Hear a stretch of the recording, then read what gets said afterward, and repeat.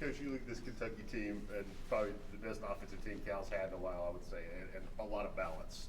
How tough is that to prepare for that? They're very explosive and can give it to you from all different levels and all different ways. Great speed. A team that can really go on big runs against you, and but I think he would probably be happy that he's getting a little bit more balance all the way around.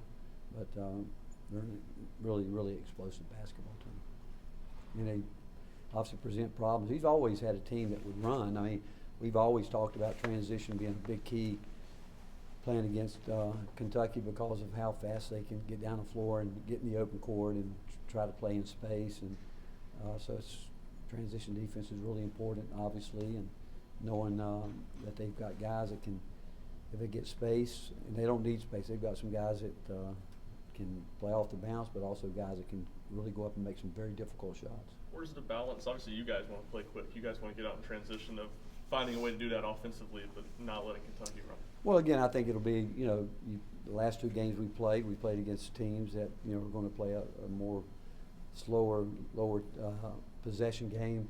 This game, I don't think it'll be a lower game because we're going to do what we do. They're going to do what they do, and with that in mind, I think it'll be a high-level, high-tempo game.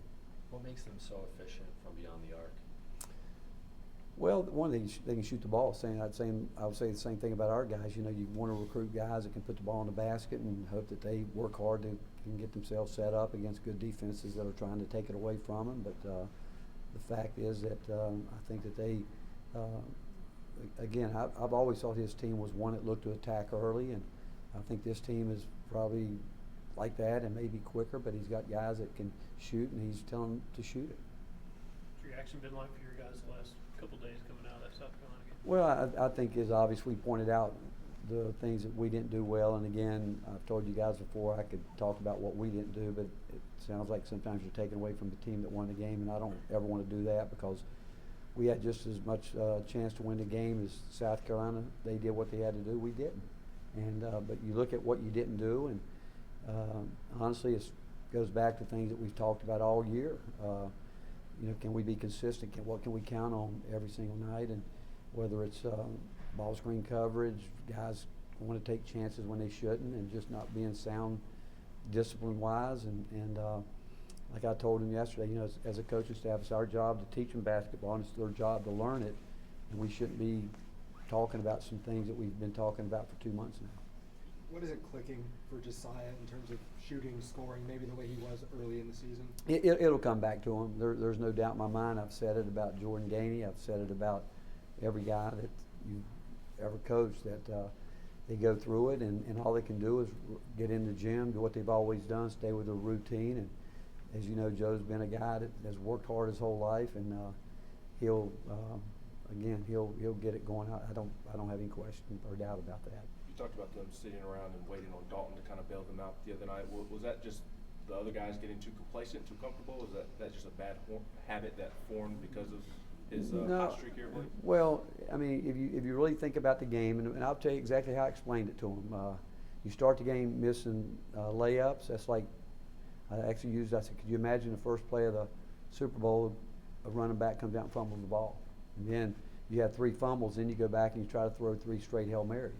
And the first 3 threes we took were all good if we had made those shots that we needed to make. And so the teaching point to them was, okay, at some point in time you got to realize the flow of the game, what's going on, what we need to do, and because we want guys to take shots. We've talked about that a lot, but when you start digging yourself in a hole, then you're down 7-0, whatever it may be. Then you say, okay, where do we get somewhere? And like I told Dalton yesterday, the first 3 that he took would be a 3 that you take, but being down 7-0 right there, he needed to put pressure on the basket. And that's part of the learning process, obviously, but we don't want to lose our aggression. And but we need, you're not, if you're missing 10 shots at the rim and don't do a good job at the free throw line, that puts you in for a long night, and you hope you can find a way to pull it out, but we weren't able to. How important is that start going to a place like Rupp with the tempo they play at? Kind of feels like maybe going to Carolina and things like that could happen if a slow start happens. How do you talk to the guys about But the importance of that? well, again, what we talk about all that with them, and I just want us to be a confident team. I want us to be a team that I know that we can be. And I want to, you go back whether you're talking about Josiah or Santi or Jordan or Dalton, anybody, I want us to do what we practice. And if we think if we do what we practice, and you know, there's going to be no undefeated teams in college basketball. And, you know, I think that, you know, I was watching the game last night against Wisconsin and Nebraska. And Nebraska had won 120 straight games when they had a 15-point lead. Last night, all at once, I've known Fred Hoiberg for a long time. His team started making some shots, and as a coach, you just sit back and think it's one of those nights because they made some really tough shots, and it happens to everybody that stays in it. And what you hope is that at the right time you keep building, and it's all about getting better and hoping that we can be the best team we can be when it counts most. You weren't sure the other night what went wrong for Jonas. Do you have any idea now, looking back at that game or talking to him about what was going on? No, I don't. I don't because the shots he missed, you know, you guys know he's been making them. He's a good shooter. He does a lot of good things. And again, it goes back to I just got off an interview with Joe Rexrod, and he was telling me about Jonas's loves cologne. Got like 60 bottles of cologne. I'm just going to suggest that whatever cologne he wore the other night, he doesn't wear it anymore. You know. But what I love about what Jonas did, he came back and had a great day of practice yesterday. In years past, I mean, he's done that this year. I mean, I think he realizes how important he is to us and what we need him to do. And he wasn't happy, and he knows that those are hard things to overcome. But again, his response was terrific. Coach, is there a guy you would probably worry less about bouncing back from a bad game than Zak, just his mental toughness? No, it doesn't matter within a game. He'll bounce back, and but we need a lot of guys to just be the confident players that we want them to be, and just do the things that we practice. And we do that, I promise you, we're going to win more games than we lose. Rod talked to us on Monday about how not everybody's played their best at the same time. Is there more frustration that you're to February and you haven't had that, or more excitement that there's more out there for his team, more improvement?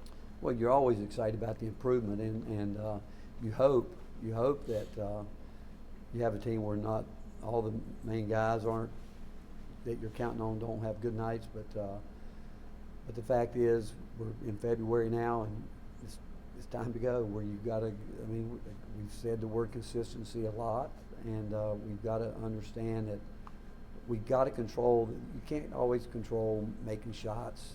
You can control ball screen coverage. You can control blocking out.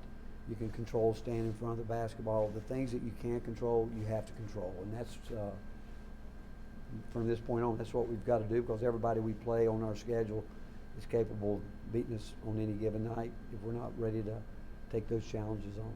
What do you want to see out of Tobe to adjust in order to get back on track a little more? Well, again, just understanding again what we need him to do night in and night out, and we need. And every team's going to play differently. You know, some teams are going to stay at home more on the perimeter, take away this guy, that guy. So game to game, he's got to make those adjustments the way he's played. I mean, the opportunities he's going to get, he's got to be ready for them. And with that said, we need him to do it. Anything else for Coach? What do you have to do to slow down a three-level scorer like Antonio Reeves? I don't know if you can slow any good scorer down. You just got to hope he's going to have to take more shots than he needs to get what he normally gets. Guys that can really score the ball, you know, you've got to make them work as hard as you can to earn points, knowing that if you're averaging 20 points a night, you know, you're going to, I mean, that's tough to guard, but you just got to make them work for every one of them, and again, hope that he's got to take more shots to get to that number. Thanks, Coach.